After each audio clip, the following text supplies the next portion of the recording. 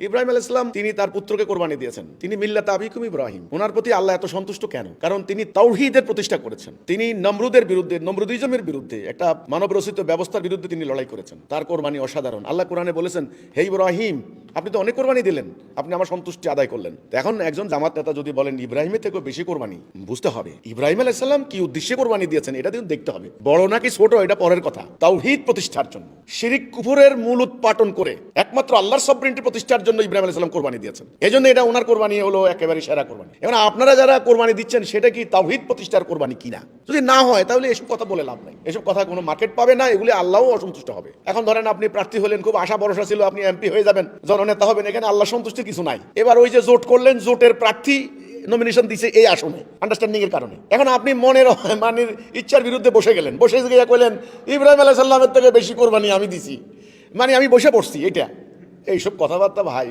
শুনেন, বাংলাদেশে চলে, বাংলাদেশে অনেক কিছু চলে রে ভাই। বাংলাদেশে 2 নম্বর চাটনিও চলে, 2 নম্বর চকলেটও চলে, 2 নম্বর দুধ চলে, 2 নম্বর কথা চলে, 2 নম্বর ধর্ম চলে। বাংলাদেশে ধর্মের নামে তো অধর্ম চলছে রে ভাই। কে কার কথা কে শুনে? এখানে আয়নার দোকানে কি আন্দার দেশে আয়না বেচে কেরা? তো এই দেশে এখন চলছে, এসব কথা চলছে, বাস চলবে, এগুলা কোনো কথা নয়।